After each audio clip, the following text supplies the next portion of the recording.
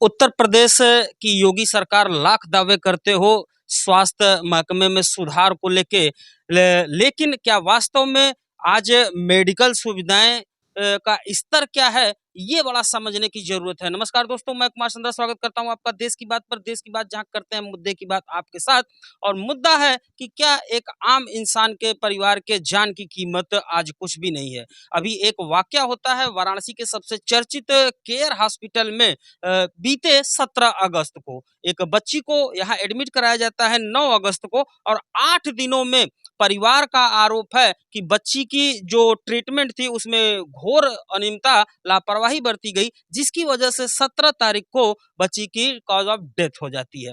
अभी medical report आनी बाकी है, पोस्टमार्टम रिपोर्ट आनी बाकी है, लेकिन क्या इन दौरान वाकया हुआ, पीड़ित पक्ष का पुरसा हाल लेने के लिए कोई नहीं आया।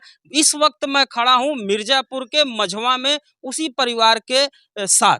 हम समझने की कोशिश करेंगे, उनके माता पिता हमारे साथ जुड़ रहे हैं। क्या हुआ था और क्या न्याय मिल रहा है इन लोगों को। आपका शुभ नाम? विजय यादव। थोड़ा सा तेज बोलिए, आपके ऊपर पत्थर पड़ा है, हम समझ रहे हैं। विजय यादव। विजय यादव, कौन सी जगह है ये विजय? ये मझोतरा से। मझवा। आप लोग यहीं के निवासी हैं? जी। जैसी कि खबर चली पूरे बनारस में हर जगह चल रही है, 9 तारीख को आप अपनी बच्ची को 18 महीने की भर्ती करते हैं। जी। 17 तारीख और 9 तारीख के बीच में क्या होता है? 17 तारीख 9 तारीख से लेकर 17 तारीख तक में क्या क्या हुआ, थोड़ा सा बताइए। 9 तारीख को हम लोग एडमिट किए हैं। ठीक। उसके बाद इलाज चालू हुआ। बच्ची 2-3 दिन में ठीक भी हुई। उसके बाद फिर उसका तबीयत सीरियस हुआ, ऑपरेशन किए। उसके बाद डॉक्टर आए ही नहीं। उसके बाद पैसे के लिए डॉक्टर मृगेंद्र कुमार राय जी, वो आए ही नहीं। उसके बाद अब जो ऑपरेशन किए थे डॉक्टर, वो भी नहीं आए। और उसके बाद 2-3 पैसे की वजह से 2-3 घंटे दवा रोक दिए हैं। केयर हॉस्पिटल 18 महीने की बच्ची की, ये जिम्मेदारी की बात बोल रहे हैं आप। उधर देख के बोलिए कि आपके साथ ये किया गया कि पैसे के अभाव में 3 घंटा दवा रोकी गई, ये आप बोलिए। जी, पैसे के अभाव में 3 घंटे तक दवा रोकी गई। 19,000 रुपये जमा करने के बावजूद भी दवा रोकी गई है। कहाँ पे रोकी गई? केयर हॉस्पिटल, स्थान? स्थान DLW। बनारस का केयर हॉस्पिटल में आपकी पैसा नहीं था, 3 घंटे दवा रोक दी गई, ये जिम्मेदारी की बात है। ये आप देख सकते हो दोस्तों कि एक पीड़ित जिनकी अभी बच्ची का देहांत हुआ है 17 तारीख को, इनका कहना है कि केयर हॉस्पिटल में पैसे के अभाव में 3 घंटा उस बच्ची की जिसकी तबीयत गंभीर थी, जी। उसको 3 घंटा दवा रोक दिया जाता है। तो सवाल ये उठता है कि पैसे लेके जाएंगे कहाँ सरकार?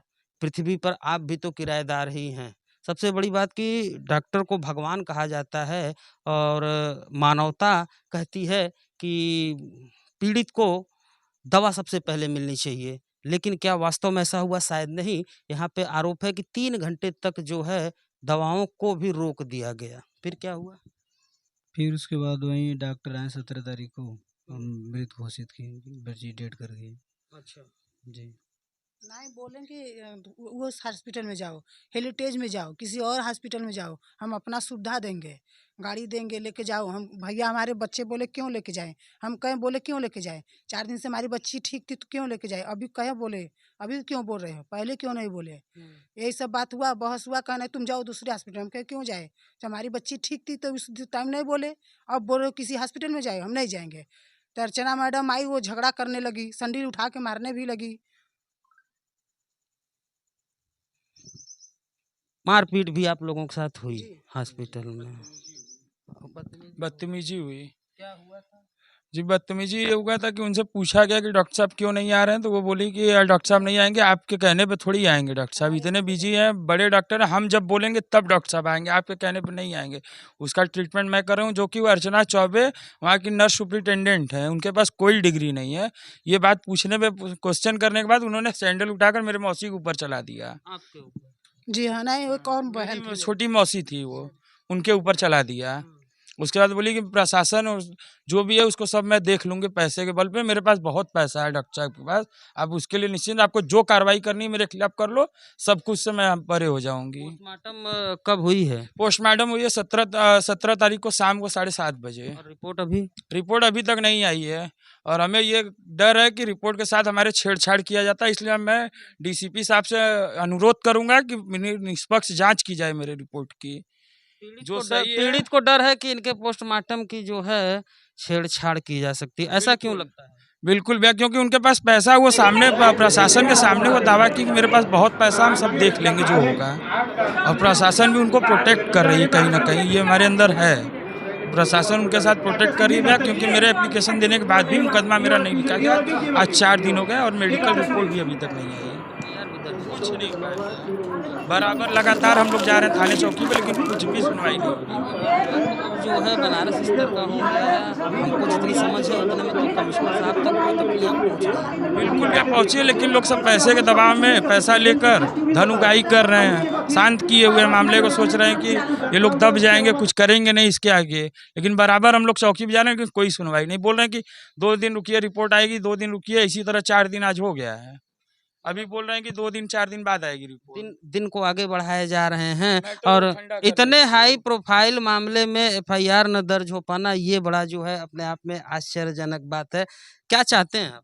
भैया हम निष्पक्ष जांच चाहते हैं और दोषियों को सजा मिले। निष्पक्ष जांच मतलब पुलिस से ही तो करेगी ना? भैया पुलिस भैया उनके पैसे के दबाव में या किसी भी तरीके से हमारे मैटर को क्लोज करना चाह रही है। भैया बताइए 4 दिन हो गया, अभी भी हमसे कह रहे हैं कि 2-3 दिन बाद रिपोर्ट आएगी, जो कि मैं गया था वहाँ, किसी पता किया, पता चला कि आपकी रिपोर्ट तो भैया 2 दिन में ही बन गई थी, और रिपोर्ट भैया बनने में कई लोगों से मैंने समझा बुझा, तो आपने पता लगाया तो आप कह रहे हैं कि आपकी रिपोर्ट वहां बनकर रखी हुई है। रखी हुई है, अब कोई पुलिस लेके अभी नहीं कह आया। रही है कि 3-4 दिन बाद अभी 4 है। दिन बाद हिला हवाला दे रही है हमको पुलिस। अब इन 3-4 दिनों में क्या क्या हो सकता है ये तो बहुत कुछ हो सकता है भैया, उनके पास पैसा है, पावर है उनके पास, वो पैसे के दम पे कुछ भी करा सकते हैं। तो डायरेक्ट उनकी जो स्टाफ थी अर्चना चौबे, वो बोली कि हमारे पास पैसा है, तुम चिंता मत करो, तुम कुछ भी कर लो, हम बरी हो जाएंगे। प्रशासन के सामने भी ये बोली है अर्चना चौबे। इसकी जांच पे भरोसा है कि नहीं?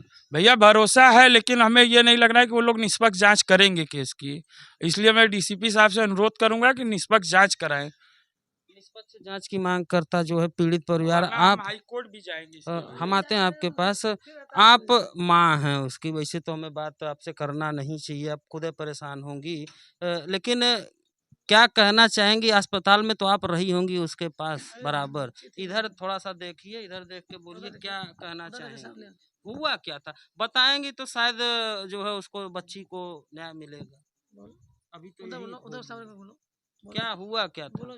किसे दोषी मानती हैं? जैसे बोले थे उसे बोलो। डॉक्टर को। क्या हुआ क्या था? कुछ नहीं, बस बुखार आया था, बस बुखार आया था। घर पे थी तो बुखार बस आया। अच्छा ठीक, इनसे वैसे भी क्या बात करना, इनके एक माँ की नज़र में डॉक्टर दोषी है। हम डॉक्टर के भी पहलू को जानने की ज़रूर कोशिश करेंगे और इस मामले में हम आपसे वादा करते हैं कि केयर हॉस्पिटल के प्रबंधक डॉक्टर मृगेंद्र जी से हम ज़रूर संपर्क करेंगे और उनका पक्ष भी जानने की कोशिश करेंगे, आखिर में ऐसी किन परिस्थितियों में आपके यहाँ 3 घंटे जो है दवा रोक दी जाती है जबकि मरीज वहीं भर्ती रहता है। सुनवाई नहीं अगर होगा तो हम लोग फिर जाम करेंगे, चक्का जाम करेंगे, हम लोग फिर हड़ताल करेंगे वहाँ जाकर। हाँ जाकर करेंगे, बिल्कुल करेंगे। हमको अन्याय में चाहिए, हमको खाली अन्याय चाहिए बस, हमको कुछ रुपया पैसा कुछ नहीं चाहिए, हमको अन्याय चाहिए। कमिश्नर साहब से बताइए जो है कि आप हाँ हमको अन्याय चाहिए, अगर कमर्शियल से हमें अन्याय नहीं देंगे, हम लोग नहीं करेंगे कुछ किए तो हम लोग आगे कार्रवाई शुरू करेंगे, फिर हम लोग वहाँ फिर हड़ताल करेंगे, फिर रोड जाम करेंगे, हमको अन्याय मिलेगा। और बच्चे तो गई चाची, रोड जाम करने से न्याय नहीं मिलता है, आप अधिकारियों तक जाइए, मुख्यमंत्री तक जाइए, प्रधानमंत्री तक जाइए, सुनवाई क्यों नहीं हो रहा है? आप लोग पैसे से खरीद लेंगे। सीएम योगी आदित्यनाथ जी के यहाँ भी जाया जाएगा, प्रधानमंत्री जी के यहाँ भी जाया जाएगा। मैंने आपके डीसीपी से ये बोल रखा है कि अगर मेरी निष्पक्ष जांच नहीं होगी तो मैं हाई कोर्ट से फिर जांच कराऊंगा इसकी। मतलब परिवार आखिरी लड़ाई लड़ने के लिए मूड में दिखाई दे रहा है। क्या वो साहब के जानकारी में रहते हुए उस कॉलोनी में हॉस्पिटल चलाया जा रहा है और एक नहीं कई अनेक हॉस्पिटल है जो उस कॉलोनी में चलाया जा रहा है, तो उनके जानकारी में ये बात है ना कि यहाँ हॉस्पिटल चलाया जा रहा है। कॉलोनी में तो हॉस्पिटल होते नहीं अलाउ, चलाया जा रहा है, तो कहीं ना कहीं उनका भी तो इसमें हाथ है, उनके जानकारी में होते हुए वहाँ हॉस्पिटल चलाया जा रहा है। लीगल तो है नहीं, इलीगल है। तो उनसे मतलब आपका हाँ, आरोप है कि जो पूरा केयर हॉस्पिटल का स्ट्रक्चर है वो हाँ, अवैध निर्माण में आता है। अवैध निर्माण में आता है। वहाँ डॉक्टर मेगन आते नहीं है। उनका जो है मैनेजर अरुण कुमार सिंह, वो देखता है हॉस्पिटल का मैनेजमेंट, और जो अर्चना सिंह पूरा नर्सों की मैनेजमेंट देखती है, वो अपने आप को मालिक बताती है, और मैगेंद्र डॉक्टर वहाँ नहीं आते हैं। मेरा सीईओ साहब से बात हुआ तो मैं पर्सनली उनको कॉल किया था, जब चक्का जाम लगा तो वो आए, बोले कि आप जाम हटाइए, मैं इसकी निष्पक्ष जांच करूंगा। उनके संज्ञान में ये मामला है, वो हमसे वार्तालाप किए थे। उनको पोस्टमार्टम की रिपोर्ट मंगानी चाहिए। मेरे घर के पास में ही पोस्टमार्टम हुआ था, और 2 दिन पहले ही वहाँ रिपोर्ट आ चुकी है हम लोग के संज्ञान में, लेकिन पुलिस थाने से कोई नहीं जा रहा रिपोर्ट लाने के लिए। आदित्य कुमार एसआई साहब हैं यहाँ के चौकी इंचार्ज, जो यहाँ DLW पे सुंदरपुर के, वो भी नहीं जा रहे हैं, न किसी को भेज रहे हैं। उनके संज्ञान में मामला है। तो इसकी शिकायत और उच्च 3 दिन अधिकारी से नहीं पहले मैं उनको इस मामले की जानकारी दिया था, मृत्यु होने के 3 दिन पहले, 2 दिन पहले 2 बजे रात को उनसे हमारी बात हुई थी फोन पे। मृत्यु से पहले से क्या बात हुई? वो बोल रही थी कि मैम कि मैं अपनी फीमेल पावर दिखाऊंगी, जितने लड़कों को जुटाए सबको फंसा दूंगी। डॉक्टर ने आने और पे हम 3 लोग दिन सारे पहले से बर्फ की वेंटिलेटर पे सेकाई कर रहे थे डॉक्टर लोग, क्यों नहीं आ रहे हैं? वेंटिलेटर पे रख के। मैं जब बच्चे का मुट्ठी खोल रहा था तो नहीं खोल रहा था। मतलब आपका कहना है कि बच्ची 17 को नहीं और पहले ही एक्सपायर हो गई थी? तो 3 दिन से बर्फ की सेकाई कर रहे हैं, वेंटिलेटर पे रखे थे। हम बोल रहे हैं कि कहीं और ले जाएंगे, तो बोल रही है वेंटिलेटर हटाओगे तो बच्ची की मृत्यु हो जाएगी 5 मिनट के अंदर। 3 दिन वेंटिलेटर पे रख के यानी धनुबाई 17 से सीएमओ साहब 16, से मेरा 15, निवेदन 14 है कि आप यानी इनको आपका मानना है कि हाँ, 14 को डेथ हो गई हाँ, थी। तो ये तो बड़ा साफ साफ निकल आएगा, अगर पोस्टमार्टम रिपोर्ट सही सही आपको मिल जाएगी तो उसमें उसमें तो इसमें तो सीईओ साहब को भी चाप के जो है हमारा रिपोर्ट लाना चाहिए। और सीएमओ साहब के जानकारी में वहाँ कई हॉस्पिटल चलाए जा रहे हैं, और कॉलोनी में तो हॉस्पिटल अलाउ नहीं है। हॉस्पिटल का तो कहना है कि 17 तारीख को डेथ होती है। हॉस्पिटल का ये कहना है कि 17 को ही थी, लेकिन मेरे हिसाब से 2 दिन पहले ही डेट हो चुकी थी। यानी 2 से 3 दिन पहले 14, ही। 15 बिल्कुल उसको वेंटिलेटर पे रखा गया था और बर्फ से सिकाई कर रहे थे, और बोल रहे थे कि अभी 1% चांस है, 2% चांस है, जो कि आपकी 16 तारीख को ही बच्ची की हार्ट बीट दोपहर में 1:30 बजे बंद हो गई थी। हम लोगों ने चेक किया, कोई डॉक्टर को बुलाकर अपने पर्सनल, उसकी हार्ट बीट बंद हो गई थी। तो ये बोले कि नहीं भैया अभी 1% चांस है। ये लोग उसको प्रेशराइज किए, बच्चे को पुश किए, उसके बाद आधे घंटे बाद बोले कि नहीं अभी अभी 1% चांस है। फिर इन्होंने हमको शाम में फिर सेकंड स्ट्रोक आया, तो हमको वो खुद सामने से बताया कि अभी स्ट्रोक आया है। उसके बाद मुझसे प्लाज्मा मंगाए, तमाम इंजेक्शन, कम से कम आधे घंटे में इन्होंने 10 से 15 हजार रुपए की दवा हमसे मंगा ली। आधे घंटे में, मतलब 15 हजार की दवाई।